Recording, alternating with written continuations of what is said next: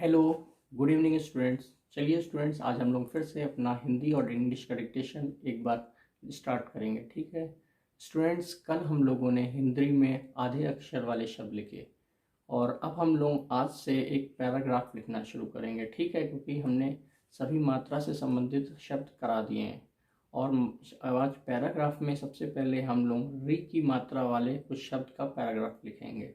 ठीक है स्टूडेंट्स, तो चलिए आप लोग जल्दी से अपनी हिंदी की कॉपी, पेंसिल, इरेज़र या पेन जो भी रखना है लेके आ जाइए, जिससे कि हम लोग अपना हिंदी का डिक्टेशन स्टार्ट करें। ठीक है, तो चलिए स्टूडेंट्स, आप लोग आ ही गए होंगे।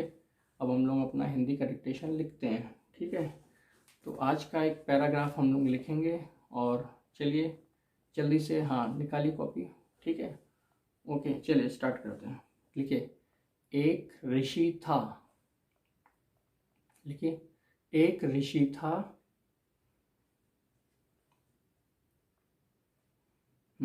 एक ऋषि था, पूर्ण विराम। एक ऋषि था, पूर्ण विराम। उसका हृदय उदार था। उसका हृदय उदार था, पूर्ण विराम अगेन। एक ऋषि था, पूर्ण विराम। उसका हृदय उदार था, पूर्ण विराम। ठीक है, उसका हृदय उदार था, पूर्ण विराम। वह बड़ा कृपालु था। वह बड़ा कृपालु था, पूर्ण विराम।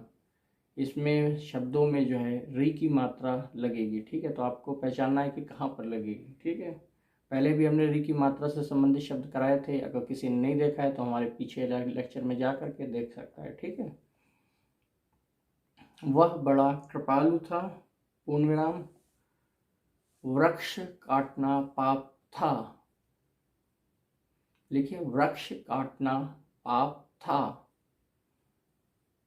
पूर्ण विराम। वृक्ष काटना पाप था, पूर्ण विराम।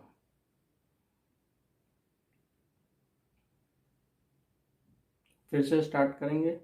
एक ऋषि था, पूर्ण विराम। उसका हृदय उदार था, पूर्ण विराम। वह बड़ा कृपालु था, पूर्ण विराम। वृक्ष काटना पाप था, पूर्ण विराम। ठीक है, एक मृग तृण। एक मृग तृण चर रहा था। ठीक है, वृक्ष काटना पाप था, पूर्ण विराम। उसके बाद लिखिए, एक मृग तृण चर रहा था।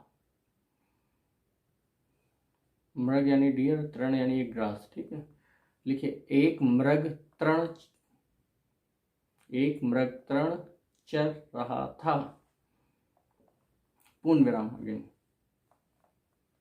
तभी अमृत आ गया। तभी अमृत आ गया, पूर्ण विराम। ये सेंटेंस इस तरीके से बनाए गए हैं कि इसमें री की मात्रा जरूर आए। ठीक है, तो आप लोगों को सिर्फ लिखना है, सेंटेंस पे ज़्यादा ध्यान न दीजिए कि सेंटेंस का सीक्वेंस नहीं बन रहा है, उससे हमारा मतलब नहीं है। ठीक है, आपको सिर्फ री की मात्रा इसमें लगानी है। लिखिए, तभी अमृत आ गया, पूर्ण विराम। फिर से रिपीट कर रहे हैं। एक ऋषि था, पूर्ण विराम। उसका हृदय उदार था, पूर्ण विराम। वह बड़ा कृपालु था, पूर्ण विराम।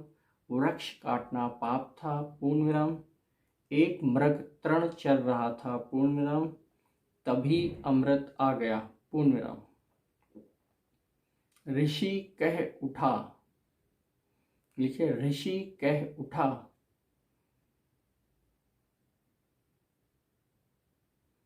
ऋषि कह उठा, कौमा। ठीक है, ऋषि कह उठा, कौमा। अमृत मृग मत पकड़।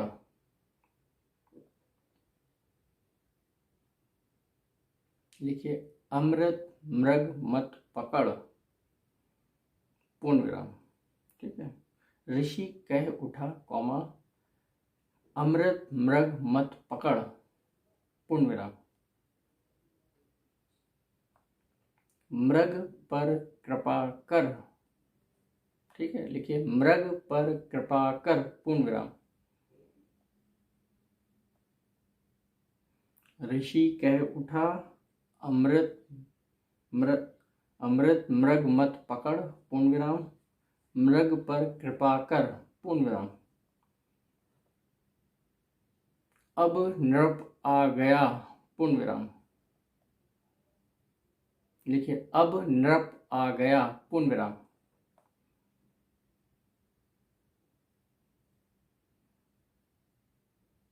अब नृप आ गया, नृप माने राजा, ठीक है। लिखिए, अब नृप आ गया, पूर्ण विराम, नृप घृत पात्र लाया। लिखिए, नृप घृत पात्र लाया, घृत पात्र है ना।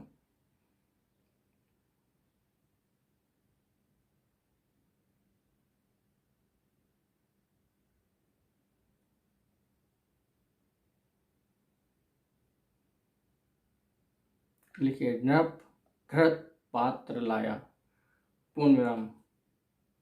अगर किसी को घृत पात्र के बारे में पता हो तो आप वो हमको कमेंट्स में लिख के बताएं, ठीक है। ये आपके लिए क्वेश्चन है। लिखिए, नृप घृत पात्र लाया, पूर्ण विराम। उसके बाद लिखिए, नृप मातृभूमि की रक्षा कर, नृप मातृभूमि की रक्षा कर, पूर्ण विराम। थोड़ा सा कठिन होगा पैराग्राफ, क्योंकि सारे ही शब्द इसमें री की मात्रा से संबंधित हैं और री की मात्रा थोड़ी सी कठिन होती है ना। फिर से हम रिपीट करेंगे एक बार पैराग्राफ। एक ऋषि था, पूर्ण विराम, उसका हृदय उदार था, पूर्ण विराम, वह बड़ा कृपालु था, पूर्ण विराम, वृक्ष काटना पाप था, पूर्ण विराम, एक मृग तृण चर रहा था, पूर्ण विराम, तभी अमृत आ गया, पूर्ण विराम, ऋषि कह उठा, कौमा, अमृत मृग मत पकड़, पूर्ण विराम, मृग पर कृपा कर, पूर्ण विराम, अब नृप आ गया, पूर्ण विराम, नृप घृत पात्र लाया, पूर्ण विराम, नृप मातृभूमि की रक्षा कर, पूर्ण विराम।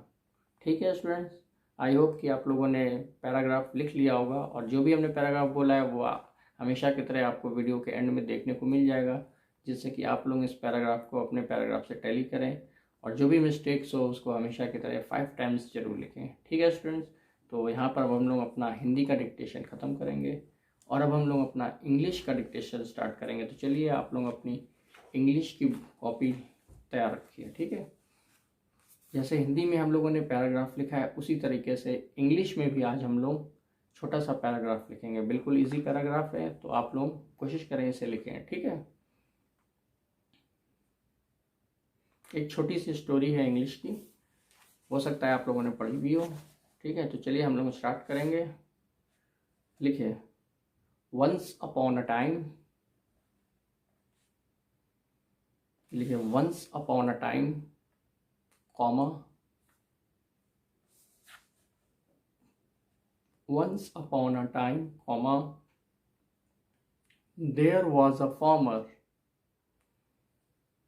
Once upon a time, comma, there was a farmer, full stop. Once upon a time, comma, there was a farmer, full stop. The farmer had 3 sons. लिखिए, the farmer had 3 sons, full stop again. The farmer had 3 sons, full stop. The 3 sons always, the 3 sons always, yeah, write down. The 3 sons always fought with each other, full stop. The 3 sons always fought with each other, full stop. Okay, write down. The 3 sons always fought with each other, full stop. The farmer was unhappy. full stop. The farmer was unhappy, full stop. ठीक है, लिखिए the farmer was unhappy, full stop. One day, comma,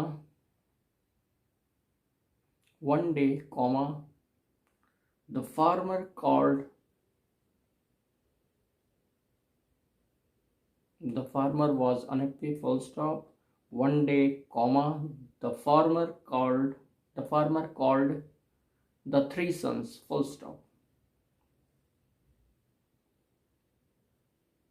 The farmer called the three sons, ठीक है, full stop. The farmer asked them to bring. The farmer asked them to bring.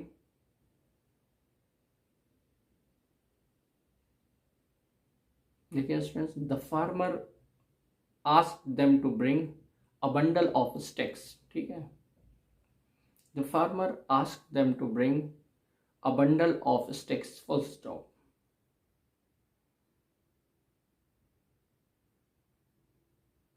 The farmer asked them to bring a bundle of sticks, full stop.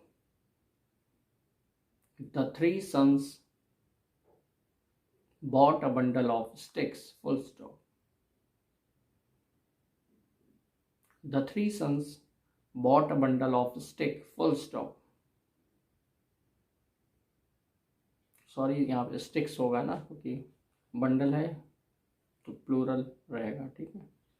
The three sons bought a bundle of sticks, full stop.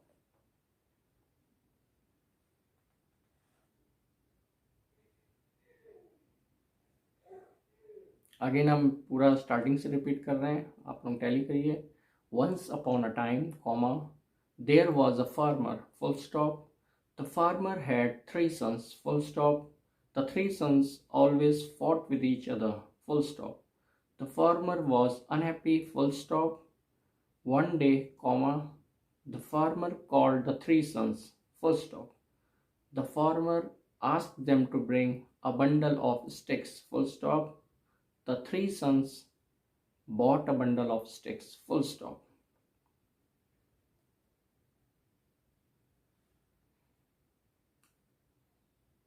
और last few lines आप लोग लिखिए. The farmer took out a few, लिखिए the farmer took out a few. The farmer took out a few. The farmer took out a few sticks from the bundle.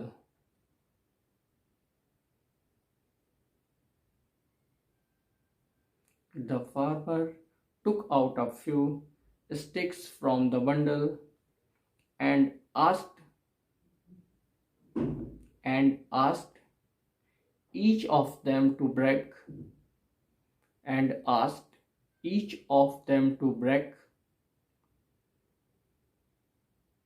a stick one by one, full stop.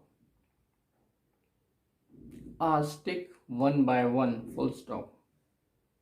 The farmer took out a few sticks from the bundle and asked each of them to break a stick one by one, full stop.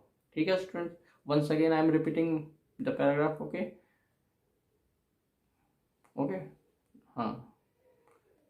Once upon a time, comma, there was a farmer, full stop. The farmer had three sons, full stop. The three sons always fought with each other, full stop. The farmer was unhappy, full stop. One day the farmer called the three sons, full stop. The farmer asked them to bring a bundle of sticks, full stop. The three sons brought a bundle of sticks, full stop. The farmer took out a few sticks from the bundle and asked each of them to break a stick one by one. Okay, I hope students कि आप लोगों ने लिख लिया होगा और इसके बाद की स्टोरी आप लोगों को पता ही होगी. ठीक है, तो आप लोग कमेंट्स में हमें बताएं कि क्या हुआ होगा इसके बाद. ठीक है स्टूडेंट्स, तो यहाँ पर हम लोग अपना डिक्टेशन ख़त्म कर रहे हैं और जो भी हमने बोला है हर बार की तरह आपको लास्ट में टैली करने को मिल जाएगा। आप लोग अपने डिक्टेशन को टैली कर सकते हैं वर्ड बाय वर्ड, और कोशिश करें जो भी मिस्टेक हो उसे एटलीस्ट 5 टाइम्स लिखें। Okay students, thank you students.